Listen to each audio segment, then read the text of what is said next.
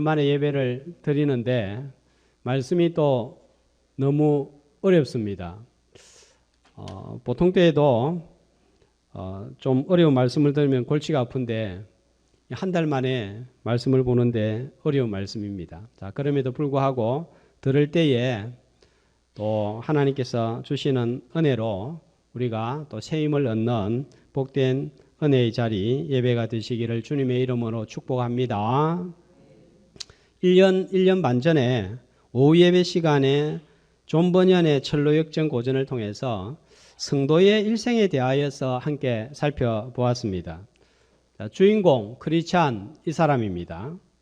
성경을 읽고 자신이 살고 있는 도시가 망할 성임을 알고 장망 성임을 알고 이 도시에서 살아서는 안 되겠다. 그래서 망하지 아니하는 영원한 도시 천국을 향하여서 순례의 길을 떠납니다. 이 순례의 길을 걸어가는 도중에 신앙의 탈선을 할 수 있는 많은 유혹도 받고 여러 가지 어려움을 만나는데 그 모든 유혹과 어려움들을 어떻게 극복하고 천성에 이르게 되는가 하는 순례의 과정을 그리고 있는 작품이었습니다. 요약하면 세 가지입니다. 죄악으로 인하여 장차 망하게 될 장망성의 삶, 성경을 통하여서 진리의 눈을 뜨고 장망성을 떠나 천국을 향하여 나아가는 순례자의 삶, 마지막은 죽음의 강을 건너서 천국에 도착하는 장면이었습니다. 성경의 내용을 아주 쉽게 소설로 재미있게 적어 놓았습니다. 성경에서 이 과정을 가장 명확하게 보여주는 내용은 이스라엘 백성들의 애굽 생활, 광야 생활 그리고 가나안 땅 도착입니다. 애굽은 장망성을 상징하고 광야는 성도들의 순례길을 상징하고 가나안은 천국을 상징합니다. 자, 이 과정은 거듭난 성도이면 모두가 거쳐가야 하는 신앙의 필수 코스입니다. 누구도 예외가 없습니다. 우리도 하나님을 대적하는 세상에서 예수님을 믿고 세상에서 빠져나왔습니다. 마지막 종착지는 영원한 도시 천국이에요. 그러나 천국에 바로 도착하지 않습니다. 중간에 무엇이 있습니까? 광야 같은 세상이 있습니다. 이것이 문제인 거예요. 분명히 우리는 택한 족속이고 하나님의 소유입니다. 그러나 이 광야를 거치지 아니하고서 영원한 가나안 땅에는 누구도 아무도 도착할 수가 없습니다. 이 광야가 너무 힘들기 때문에 순례길을 포기하는 사람들도 생기고 포기하고 싶은 유혹을 받고 다시 애굽으로 옛생활로 돌아가려고 합니다. 어떻게 하면 이 세상이라는 광야를 통과할 수 있을까?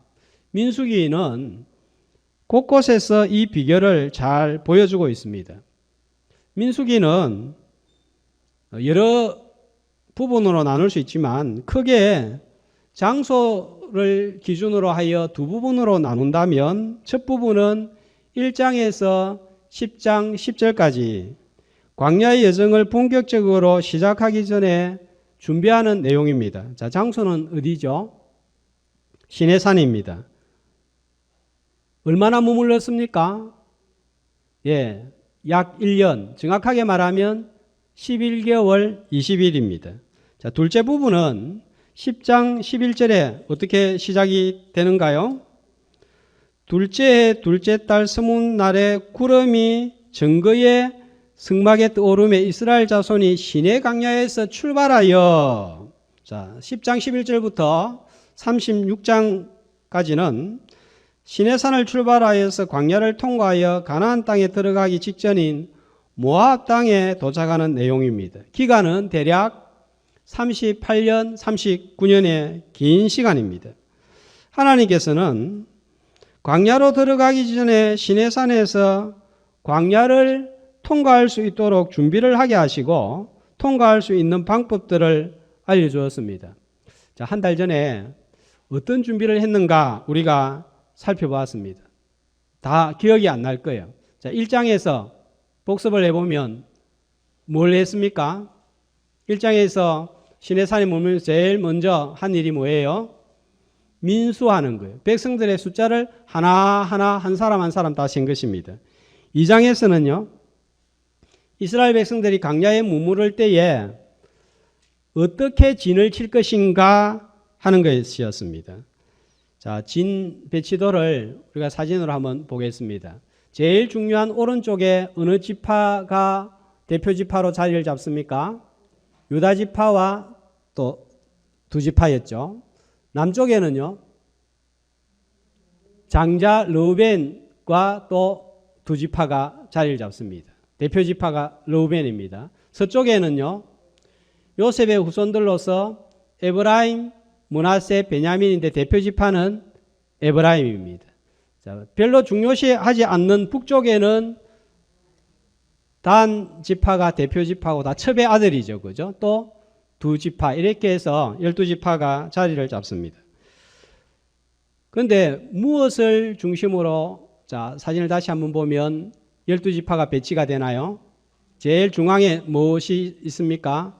성막, 회막이 있습니다. 그래서 2장 2절을 보시면 끝에 진을 치되 어떻게 치라고 합니까? 회막을 향하여 회막을 바라보면서 진을 치라 그랬습니다. 자, 이제 성막 회막이 세워졌으니까 그 다음 일은 뭡니까? 성막을 섬기는 레위인들의 인구를 조사하고 레위인들의 하여야 될 직무에 대하여서 지침을 주었는데 바로 3장이에요. 4장은 레위인들의 직무와 성막의 기구들을 다루는 내용을 더 구체적으로 소개를 하고 있습니다. 자, 레위의 후손들이 세 후손이 있는데 누구예요? 게르손, 고핫, 머라리예요. 그 가운데서도 오늘은 4장 1절에서 16절까지 고핫 자손들의 직무를 통해서 종려주의를 맞이하여서 함께 고달픈 광야를 통과할 수 있는 비결을 나누고 은혜를 받고자 합니다. 고핫 자손의 직무에 대해서는 5절에 보면 소개를 하고 있습니다. 자, 그런데 이 직무는 언제 행해야 될 직무인가요? 5절 말씀해 보면요. 언제입니까? 진영이 전진할 때에, 그러니까 이스라엘 백성들이 광야를 행진할 때에, 통과할 때에 하나님의 성물, 성막의 기구들을 어떻게 운반할 것인가 하는 내용을 다루고 있는 거예요. 내용이 좀 어려운 것 같지만 하나님께서 하나하나에 숨겨두신 은혜는 무척 많습니다. 다시 한번 성막의 구조에 대해서 간단하게 한번 살펴보겠습니다. 자, 성막 사진을 보면 제일 먼저 들어가는 입구에 뭐가 있습니까? 문이 있습니다. 문을 지나면 나오는 게 번제단입니다. 번제단을 지나면 그 다음에 나오는 게 무엇입니까? 물두멍이 나옵니다. 그 다음은요, 성소입니다. 성소에는 뭐가 있죠? 왼쪽에는 등잔대가 있고 오른쪽에는 떡상이 있고 그리고 지성소 앞에 뭐가 있습니까? 분향단이 있습니다. 고핫 자손이 다루는 성물의 기물들은 어떤 것이죠? 아까 6절에 보니까 정겁계, 7절에 진설병상, 또 9절에 등잔대, 11절에 금제단, 이거는 분향단을 말합니다. 그리고 13절에 제단은 밖에 있는 번제단을 가리킵니다. 성막을 이루는 여러 가지 기구들이 있지만 하나님과 제일 가까이 있는 기구들이 바로 방금 소개한 기물들이에요. 제일 중요한 성물입니다. 그런데 이 성물을 누가 운반한다고 하죠? 고핫 자손들입니다. 레위의 후손들은 순서대로 하면 아까 어떻게 됐습니까? 게르손, 고핫, 머라리잖아요. 자, 그러니까 인구조사를 할 때 3장에서는 게르손, 고핫, 머라리 순서대로 인구조사를 하고 기록을 했습니다. 그런데 4장에서는 보니까 누가 제일 먼저 앞서서 기록이 되고 있죠? 고핫이에요. 왜 그럴까요? 일의 중요도가 다른 거예요. 성막에서 제일 중심되는 일을 하는 순서대로 기록을 한 거예요. 자, 그런데 성물을 운반하는데 계속적으로 보면 반복되는 말씀이 나옵니다. 어떤 말씀일까요? 5절에 보면 증거궤를 어떻게 합니까? 듣고, 그 다음에 6절에 보면 해달의 가죽으로 덮고 순청색 보자기를 덮은 후에, 덮다, 덮은 후에 라는 말씀이 무려 9번이나 계속 나오고 있습니다. 여기에 중요한 교훈이 있고 은혜가 있습니다. 왜 덮어야 되겠습니까? 덮어야 되는 이유가 뭡니까?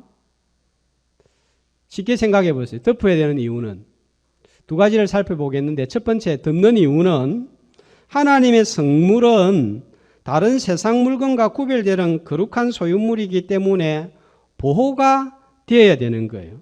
이스라엘 백성들이 지금 어디를 통과하려고 지금 하고 있습니까? 광야입니다. 광야는 어떤 곳인가요? 모래로 가득 차 있고 세찬 바람이 붑니다. 낮에는 덥고 밤에는 춥습니다. 가죽이나 보자기로 덮지 아니하면 모래가 들어오고 바람이 들어오고 추위와 더위에 상하고 마는 거예요. 우리는 세상에서 구별된 하나님의 소유물입니다. 광야 같은 세상에서 바람과 모래에 시달리고 삶의 추위와 더위에 시달립니다. 하나님의 보자기로 덮여지지 않으면 바람에 날아가 버리고 모래가 입에 들어가고 추위와 더위에 금방 상해버리고 마는 연약한 존재인 거예요. 그러니까 하나님께서 보자기로 덮어주시지 않으면 이 험한 광야 같은 세상을 통과할 수가 없는 거예요.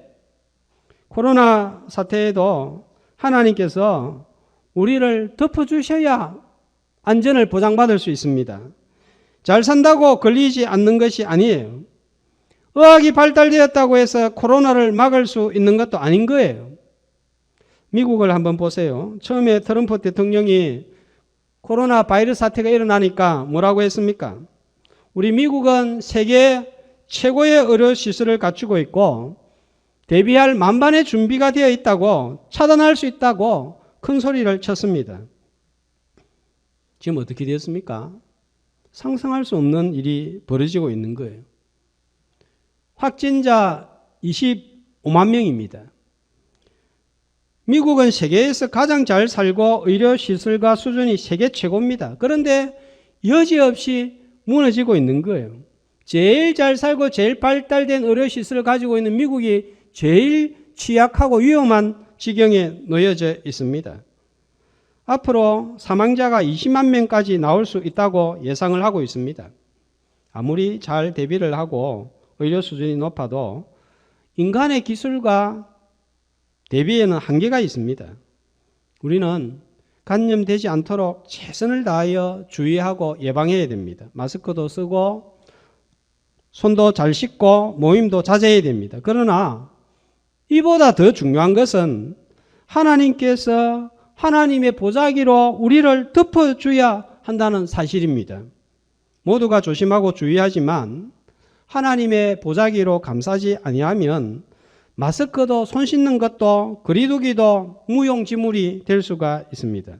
시편 91편 2절에서 3절은 시인은 이렇게 고백하고 있습니다. 한 목소리로 나는 여호와를 향하여 말하기를 그는 나의 피난처요 나의 요새요 내가 의뢰하는 하나님이라 하리니 이는 그가 너를 새 사냥꾼의 올무에서와 심한 전염병에서 건지실 것이미로다.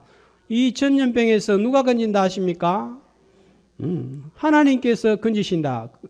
시인의 고백입니다. 이 코로나가 무섭고 두렵습니다. 그렇다고 우리 성도들이 너무 두려움에 벌벌 떨면서 살아서는 안 되겠어요. 예방하고 주의하되 나를 건져주시고 지켜주시는 분은 하나님이신 줄 믿고 하나님의 보자기로 덮어서 보호받는 하나님의 소유물이 다 되시기를 주님의 이름으로 축복합니다. 제가 예배를 드리지 않는 지난 3월 한 달 동안 서울에 가서 수술을 받았습니다. 이번 수술을 받으면서 철저하게 깨닫는 것이 하나님이 나를 덮어주지 아니하시면 언제든지 끝장날 수 있는 연약한 존재가 바로 사람이구나 내구나 하는 사실을 깨달았습니다. 처음에 대수롭지 않게 생각하고 수술을 했습니다. 근데 수술 며칠 전부터 이 속을 배우기 위해서 약을 먹고 뭘 마시고 투여하는데 속도 이상하고 이 냄새도 맡기 싫은 거예요. 수술실에 들어가는데 몇 번을 이 의료진들이 문마다 이름이 뭡니까? 생년월일이 어떻게 됩니까? 계속 체크를 하는 거예요. 그때마다 마음이 너무 이상한 거예요. 수술대에 올라가고 몸을 천으로 감싸는데 빨리 마취를 시켜가지고 이런 것들을 안 보게 하면 좋겠다 싶은데 그때까지 마취를 안 시키더라고요. 수술실에 그 등불이 보이고 의료진들이 마스크를 하고 손에 가위를 가지고 이렇게 오는데 저도 모르게 눈시울이 확 뜨거워지는 거예요. 수술 마치고 마취가 깨니까 아픈 거예요. 이렇게 아플 줄 몰랐어요. 너무너무 아픈 거예요. 회복실에서 간호사들이 여러 명이 왔다 갔다 하는데 너무 아프니까 저 사람들 중에 누가 한 사람 내 손을 꼭 좀 잡아주면 좋겠다. 이런 마음이 드는 거예요. 태어나면서 누가 내 손 잡아줬으면 좋겠다. 이런 마음이 든 적이 없는데 너무 아프니까 그런 생각이 드는 거예요. 몇 주를 죽만 먹는데 사람이 죽이 될 것 같아요. 제 옆에 분이 중국 상하이 주재원으로 계시는 분인데 서울에 오셔서 위암 수술을 했습니다. 저 바로 다음 날 수술을 했는데 얼마나 아팠는지 병실에 올라왔는데 그 나이든 어른이 엄마 하더라고요. 바로 그 앞날 제가 수술을 해서 그게 너무 얼마나 아픈지 아니까 보기만 해도 제 눈에 눈물이 핑 돌았습니다. 이 병실에 올라와 가지고 24시간 딱 90도로 앉아서 하루를 보내야 되는데 이것도 쉬운 일이 아닌 거예요. 여기에서 좀 더 심해지면 항암을 받아야 되는데 이 과정은 정말 고통스러운 거예요.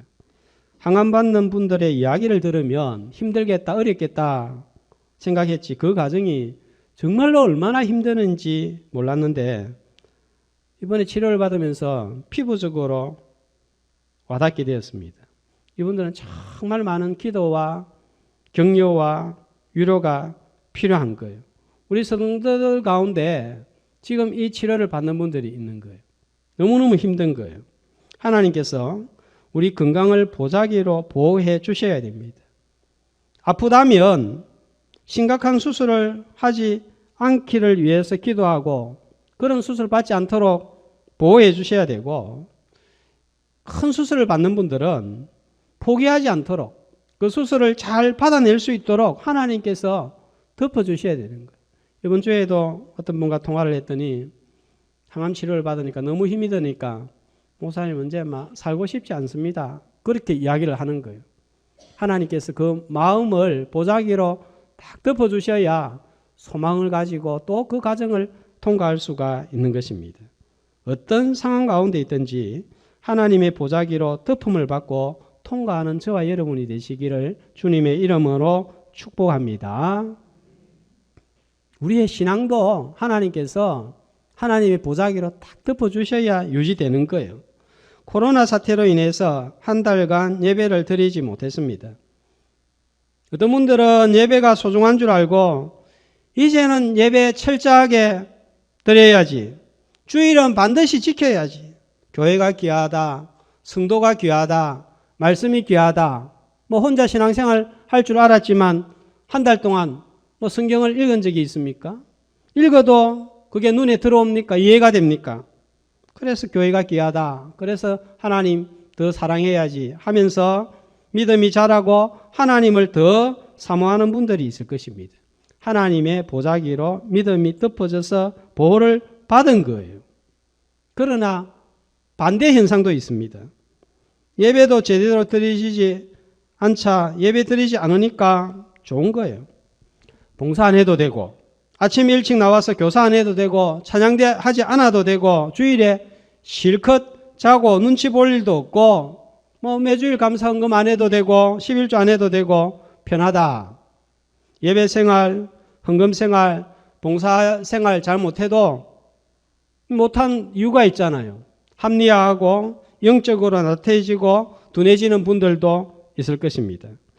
우리 다대교회 성도들은 코로나 사태가 하나님의 보자기에 쌓여서 오히려 어제보다 오늘, 오늘보다 내일 더 주님을 사모하고 예배를 소중하게 여기고 일상의 삶에 더욱 감사하는 자로 서기를 주님의 이름으로 축복합니다.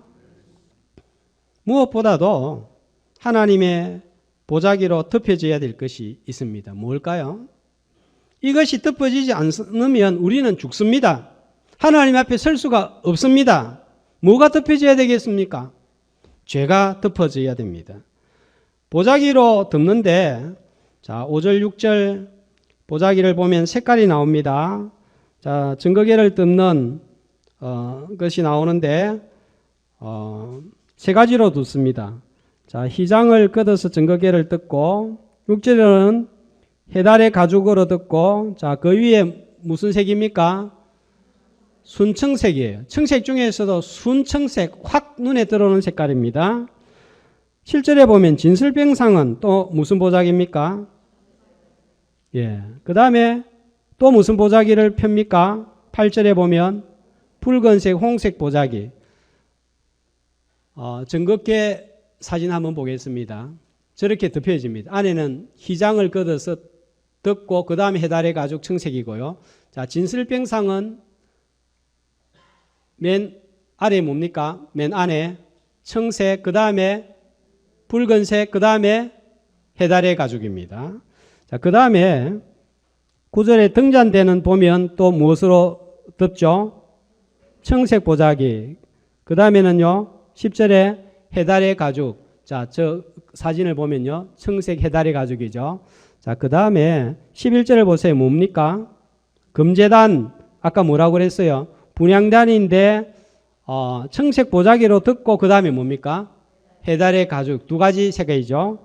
그 다음에 13절에 이 제단은 아까 문 입구에 있는 번제단이에요. 자, 뭡니까? 무슨 색깔입니까? 자색 보자기고 다른 기구들은 해달의 가죽으로 덮었습니다. 자, 종합을 해보면 사용되어진 색깔은 청색, 자색, 홍색 세 가지 색깔입니다. 보자기 색깔은 전부 다 예수 그리스도를 예표하고 있습니다. 청색은 하늘의 색입니다. 하나님의 영광과 위엄을 나타내는데 예수 그리스도의 신성을 나타냅니다. 자, 자색을 누가 고대 사회에서 잘 입죠? 귀족들과 왕들이 입는 거예요. 예, 저도 자색을 참 좋아하고 많이 입는데 출신이 좀 그런지 모르겠습니다. 자, 그래서 이 자색은 왕권을, 예수 그리스도의 왕권을 상징합니다. 만왕의 왕으로 오셔서 죄를 대속하기 위하여 십자가에 죽으신 예수 그리스도를 예표합니다. 자, 홍색, 붉은색은 예수님이 십자가에서 흘리신 피를 예표합니다. 십자가에 찍히신 주님의 살과 상처에 쏟아진 보혈을 나타내고 있습니다. 오늘이 무슨 주일이죠? 종려주일이에요. 오늘 예수님이 나귀를 타고 예루살렘에 입성하심으로 지상에서의 마지막 한 주간이 시작이 됩니다. 예수님께서 나귀를 타고 예루살렘으로 입성하신 이유가 무엇입니까? 왜 예수님이 이 세상에 오셔서 고난당하시고 십자가에 죽으셨습니까? 왜요? 우리가 아직 죄인 되었을 때에 그리스도께서 우리를 위하여 죽으심으로 우리에게 대한 자기의 사랑을 확증하셨느니라.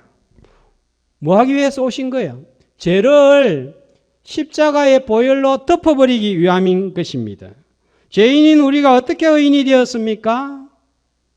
로마 3장 25절 한 목소리로 읽겠습니다. 이 예수를 하나님이 그의 피로써 믿음으로 말미암는 화목 제물로 세우셨으니 이는 하나님께서 길이 참으시는 중에 전에 지은 죄를 관가하심으로 자기의 의로우심을 나타내려 하심이라.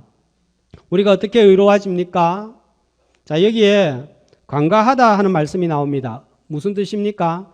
듣는다는 뜻이에요. 하나님의 보자기가 되시는 예수 그리스도의 피로 우리의 죄를 덮어버린 거예요. 죄가 없는 것이 아니라 덮어져서 하나님 눈에 보이지 않도록 하신 거예요. 가려져 있는 거예요. 십자가인 보혈인 붉은 보자기로 우리 죄를 덮어주지 않았다면 절대로 우리는 죄 문제를 해결할 수가 없습니다. 우리는 하나님의 홍색 보자기로 덮어지지 아니하면 살 수가 없고 하나님 앞에 설 수가 없고 존재할 수 없는 자들, 이 자리에 앉아 있을 수 없는 자들이에요. 이 자리가 하나님의 보자기로 덮여져서 나의 건강도 신앙도 죄도 보호받는 복된 은혜의 시연자가 되기를 주님의 이름으로 축복합니다.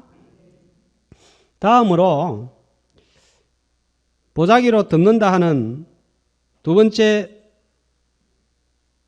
의미 이유는 은밀함입니다. 왜 덮을까요? 보호를 위해서입니다. 자, 그런데 덮어지면 보호를 받기도 하지만 어떻게 되지요? 제가 보자기로 딱 덮어졌다. 어떻게 됩니까? 보이지 않는 거예요. 감추어지는 것입니다. 누구만 볼 수 있습니까? 심장과 폐부를 감찰하시는 하나님만 볼 수가 있는 거예요. 잘 보세요. 5절 말씀. 증거계를 덮은 보자기는 몇 가지예요? 휘장과 해달의 가죽과 숭천색 보자기니까 세 가지로 덮었습니다. 진설병상도 청색 보자기, 홍색 보자기, 해달의 가죽입니다. 자, 뭘 보여주고 있습니까? 하나님이 계시는 지성소와 가까이 있는 성물일수록 많이 덮여져 있는 거예요. 많이 감춰져 있는 거예요. 그 다음에 등잔대, 금제단, 번자대는 두 가지로 덮어져 있습니다. 하나님 앞에서 행하여지는 선한 일들은 어떻게 되어야 된단 말입니까? 덮어져야 된다는 거예요. 감춰져야 된다는 거예요. 마태복음 6장 1절에서 3절 말씀해 보면은 이것을 해석을 하여 이렇게 기록하고 있습니다. 우리가 행하는 선행들이 자, 어떻게 하라고 합니까? 사람에게 보이려고 너의 일을 행치 않도록 해라. 무슨 말이에요? 감추어져라 말이에요. 덮어져라 말이에요. 사람들한테는 알려지지 말라 말이에요. 그래서 구제할 때 나팔을 불지 말고 오른손이 하는 일을 왼손이 모르게 하라. 그렇게 말씀하고 있는 거예요. 하나님께 가까이 하는 사람일수록 하나님 앞에서 귀한 일일수록 덮어지고 감추어지는 것이 바로 성도의 삶이다 하는 것입니다. 자, 선거철입니다. 후보자들은 어떻게 하고 있습니까? 자신이 한 일들을 알리고 내세우고 자랑합니다. 왜 내세우고 자랑합니까? 사람들한테 인정을 받아야 되는 거예요. 사람들한테 표를 받아야 되는 거예요. 그러나 하나님 나라는 반대예요. 나팔 불지 말고 은밀하게 행해야 됩니다. 기도하는 것도 구제하는 것도 봉사하는 것도 드러나지 않게 덮여져야 됩니다. 은밀하게 해야 됩니다. 왜 덮여져야 되겠습니까? 주님이 드러나기 위해서입니다. 성도는 사람의 인정, 사람의 표를 구하는 것이 아니라 하나님의 표, 하나님의 인정을 받기 위해 사는 사람들이에요. 그런데 우리는 내가 드러나기를 원합니다. 사람한테 표를 얻기를 원합니다. 세상 나라의 영향을 너무 많이 받아서 선거철 후보자들처럼 교회 생활을 하려고 합니다. 가끔씩 선한 일을 하면서 또 하나님께 귀한 걸 드리면서 누군가한테 옆에 있는 사람한테 내가 이거 했다고 절대 말하지 마세요 하면서 절대 내가 말하지 말라고 했던 것까지 좀 다 알려지면 좋겠다. 그런 마음이 우리 속에 있습니다. 우리 성도는 행한 일이 알려지지 않아도 아쉬워하지 않아야 됩니다. 왜 그런 줄 아십니까? 그게 전부 드러나는 날이 오는 거예요. 언제입니까? 주님이 오시면 전부 드러내실 것입니다. 성막의 성소 안에 있는 기구들은 전부 덮여져서 볼 수가 없었습니다. 그런데 이제는 성막 안에 기구들이 전부 밝히 드러난 거예요. 다 보인 거예요. 들리는 거예요. 만질 수도 있는 거예요. 언제인 줄 아세요? 요한일서 1장 1절에서 3절 말씀해 보시면 구약 성도들은 보지 못했고 듣지 못했던 복음을 이제는 다 듣고 보았고 손으로 만진 바 되었다 그랬습니다. 예수님이 오시기 전까지는 이게 다 감춰져 있는 거예요. 그래서 바울은 복음을 뭐라고 그랬습니까? 비밀이라고 한 거예요. 4장 15절 말씀을 보세요. 성물을 잘못 관리해서 만지면 어떤 일이 일어나죠? 만지지 말라. 만지면 죽는 거예요. 그러나 이제는 우리는 만질 수 있게 된 거예요. 왜 이렇게 되었습니까? 예수님이 오시니까 이 감춰있던 것들이 보자기들이 전부 다 드러난 거예요. 언약궤는 하나님의 임재를 나타내는 예수 그리스도, 성소 안에 금등대는 빛이 되시는 예수 그리스도, 떡상의 떡은 생명의 떡이 되시는 예수 그리스도의 말씀, 분향단은 중보기도 하시는 예수 그리스도, 물두멍은 죄를 깨끗게 하시는 예수 그리스도, 번제단은 우리의 죄를 태워버리는 예수 그리스도, 전부 덮어졌던 것이 예수님이 오시니까 다 드러나게 된 거예요. 왜 색깔도 청색, 자색, 홍색을 사용했는가? 감춰져 있었는데 이제는 예수님이 오시니까 다 드러나게 된 거예요. 그런데 예수님은 한 번만 오시는 게 아니에요. 다시 오실 것입니다. 그때는 감추어졌던 우리의 믿음, 우리의 봉사, 우리의 헌신, 우리의 헌금, 우리의 선행들이 다 드러나게 될 거예요. 내가 드러나게 안 하려고 해도 하나님이 다 드러나게 하실 것입니다. 코로나 사태로 인해서 우리가 어떻게 주님을 섬기고 예배했는가? 얼마나 기도했는가? 헌금했는가? 혼자 있을 때 나는 누구였는가?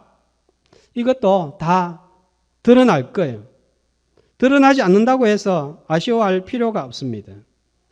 지금 다 드러나 버리면 나중에 드러날 것이 없습니다. 이미 사람들에게 다 보여지고 알려졌는데 그때 예수님 다시 오실 때 드러날 것이 무엇이 있겠습니까? 그러나 사람들이 알아주지 않는 것들은 주님 보시고 계시다가 다시 오실 때에 전부 드러날 거예요. 그때 우리의 영광이 더욱 클 줄로 믿습니다. 우리는 하나님의 보자기에 덮어져야 건강도 믿음도 죄도 보호를 받습니다. 특별히 죄는 십자가의 붉은 보자기에 덮어져야 하나님 앞에 설 수 있습니다. 선행도 덮여지는 것이 좋습니다. 하나님께 가까이 하는 사람 귀한 일일수록 은밀하게 덮어져야 됩니다. 주님 다시 오실 때 인정받을 수 있기 때문입니다. 주님의 표를 더 많이 받을 수 있기 때문입니다. 모든 것이 하나님의 보자기에 덮어져서 하나님의 보호와 인정을 받는 귀한 하나님의 소유물들 택하신 성도들 백성들 되시기를 주님의 이름으로 축복합니다.